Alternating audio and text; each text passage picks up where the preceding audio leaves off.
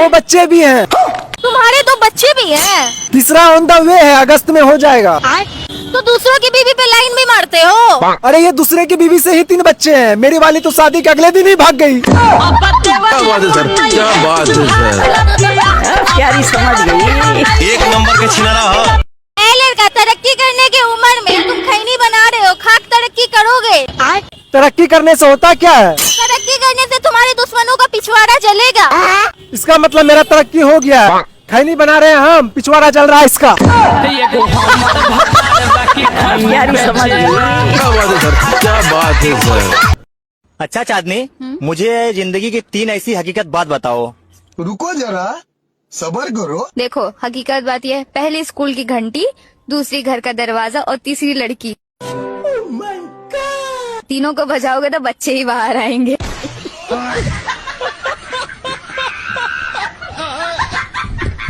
सास जब आधी रात को घर से बाहर निकली तो बहू ने उसे जाते हुए देख लिया। उसने अपने पति को जगाकर कहा, अभी अभी मैंने माँ जी को घर से बाहर जाते देखा है, पता नहीं इस उम्र में क्या गुल खिला रही है। दिनेश बोला, क्या बकती हो, वो मेरी माँ है, तुम उसके बारे में ऐसा सोच भी कैसे सकती हो। पत्नी बोली, हाथ कंगन को आरसी क्या, खुद देख लो, इतनी रात को कहाँ गई है वो बेड से उठा और चप्पल पहनता हुआ बोला, चलो देखते हैं माँ कहाँ गई है। फिर वो पत्नी के साथ तेजी से बाहर निकला और उस दिशा में बढ़ने लगा जिधर उसकी माँ गई थी। कुछ दूर चलते ही उसे चांदनी रात में एक साया गांव के बाहर की ओर जाता हुआ दिखाई दिया। उसकी पत्नी बोली, अपनी आंखों से देख लो, वो जा रही है। दिनेश बोला, चुपचाप चलो, मुझे दिख रही है। कुछ देर बाद गांव खत्म हो गया। सुनीता देवी अकेली चुपचाप खेतों के रास्ते से आगे बढ़ती जा रही थी। उसे अंदाजा भी नहीं था कि उसका बेटा और बहू उसके पीछे लगे हैं। वो अभी 55 साल की ही हुई थी, मगर दुर्भाग्य ने उसे विधवा बना दिया था। 1 साल पहले लंबी बीमारी के बाद पति का देहांत हो गया था। दिनेश पत्नी के साथ दबे पांव माँ का पीछा कर रहा था। पिता की मृत्यु के बाद माँ गुमसुम सी रहने लगी थी, मगर वह इतनी रात को घर से बाहर निकलेगी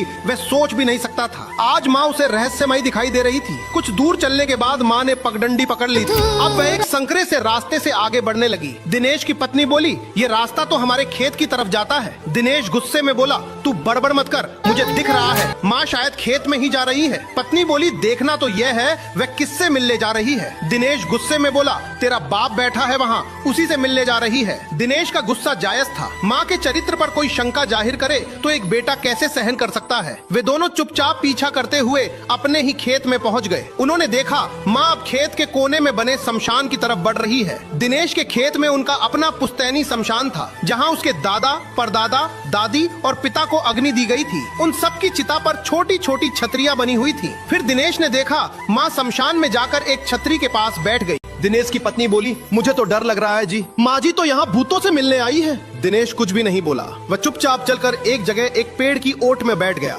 अब वह माँ से कुछ फुट के फासले पर था, जहाँ से माँ उसे साफ दिखाई दे रही थी। माँ अगर कुछ बोलती तो दिनेश को साफ सुनाई देता। दिनेश की पत्नी भी डरते डरते चुपचाप दिनेश के करीब बैठ गई। अचानक उन्होंने सुना माँ कुछ बोल रही थी। माँ कह रही थी, अजी सुनते हो या सो गए? फिर कुछ देर के लिए चुप्पी छाई रही। माँ फिर से बोली, आप तो यहाँ आराम से सोए हुए हो, मगर मुझे तो आजकल नींद नहीं आती जी, आपके बिना जरा भी मन नहीं लगता, मुझे भी अपने पास बुला लो ना, मुझसे आपके बिना नहीं जिया जाता जी। इतना सुनते ही दिनेश की आंखों से आंसू बहने लगे। उसकी पत्नी भी अपने आंसू नहीं रोक पाई, मगर रात होने के कारण उन दोनों को एक दूसरे के आंसू दिखाई नहीं दिए। माँ कह रही थी, अब थक गई हूँ जी, 1 साल हो गया आपको देखे हुए, कुछ देर के लिए चले आओ ना, थोड़ी देर आकर पास ही बैठ जाओ, थोड़ा बोल बतिया लो, बहुत अकेली पड़ गई हूँ मैं आपके बिना, आज तो मेरा मन बहुत उदास। क्या बात है। एक दिन पोती कॉलेज जाने के लिए छोटे कपड़े पहनकर घर से बाहर निकली। दरवाजे पर बैठे दादाजी से रहा नहीं गया। उन्होंने प्यार से पूछा, बिटिया ये तुमने कैसे कपड़े पहन रखे हैं? पोती ने तुरंत जवाब दिया, क्या सारे नियम सिर्फ लड़कियों के लिए ही होते हैं? आप अपने पोतों को तो कभी नहीं टोकते, वे कुछ भी पहने या कितनी भी देर से घर आए, कोई कुछ नहीं कहता। दादाजी मुस्कुराए और बोले, आओ बेटा जरा मेरे पास बैठो। जब पोती उनके पास आकर बैठ गई तो दादाजी ने पूछा, बताओ लोहे को हम कहाँ रखते हैं? पोती ने कहा, लोहे को तो कहीं भी रख देते हैं, उससे क्या फर्क पड़ता है? दादाजी ने फिर पूछा, और सोने को कहाँ रखते हैं? पोती बोली, सोने को तो तिजोरी या किसी सुरक्षित जगह पर रखते हैं। दादाजी ने मुस्कुराते हुए कहा, बस बेटा यही फर्क है, लोहा अगर बाहर भी पड़ा रहे तो लोग उस पर ज्यादा ध्यान नहीं देते, लेकिन सोना कीमती होता है, इसलिए उसे हमेशा संभाल कर रखा जाता है। उसी तरह बेटियां भी परिवार की सबसे कीमती अमानत होती हैं, इसलिए उनकी चिंता ज्यादा की जाती है, रोकने के लिए नहीं बल्कि उनकी सुरक्षा के लिए। ये सुनकर पोती कुछ देर चुप रही और बिना कुछ कहे घर के अंदर चली गई। दादाजी को लगा कि शायद उनकी बात से वो नाराज हो गई है, लेकिन थोड़ी देर बाद पोती पूरे ढके हुए कपड़े पहनकर वापस आई और मुस्कुराते हुए बोली, दादाजी अब कैसी लग रही हूँ? दादाजी ने मुस्कुराकर कहा, अब मेरी पोती सच में परी जैसी लग रही है। निष्कर्ष, जो लोग हमसे सच्चा प्यार करते हैं उनकी रोक टोक का मकसद हमें रोकना नहीं बल्कि हमारी सुरक्षा और भलाई होती है। क्या बात है। अरविंद जब उन्हें वृद्धाश्रम छोड़ने जा रहा था तब मोहनलाल बिल्कुल चुप थे। उन्होंने रास्ते भर में एक शब्द भी मुंह से नहीं निकाला। फिर बेटा वृद्धाश्रम की फॉर्मेलिटीज पूरी करके जाने लगा।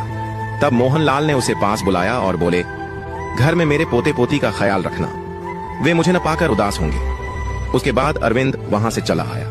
वह पिता को छोड़ तो आया था मगर उसका मन विचलित था। घर पहुंचा तो उसका 10 वर्षीय बेटा बोला, पापा आज दादू कहाँ चले गए?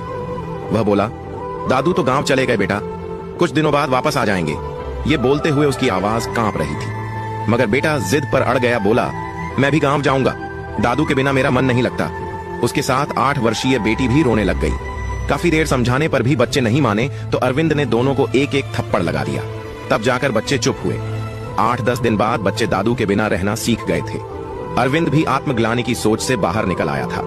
जिंदगी ढर्रे पर लौट ही रही थी कि गांव से कैलाश चाचा जी आ गए। आते ही बोले, भैया कहाँ हो? देखो तुम्हारे लिए तुम्हारी बहुरिया के हाथों से बनाया हुआ कैर सांगरी का अचार लाया हूँ। जब घर में उन्हें बड़ा भाई नहीं दिखा तो उसने अरविंद के बच्चे से पूछा, बेटा तुम्हारे दादू कहाँ हैं? बच्चा बोला, दादू तो 10 दिन हो गए गांव चले गए।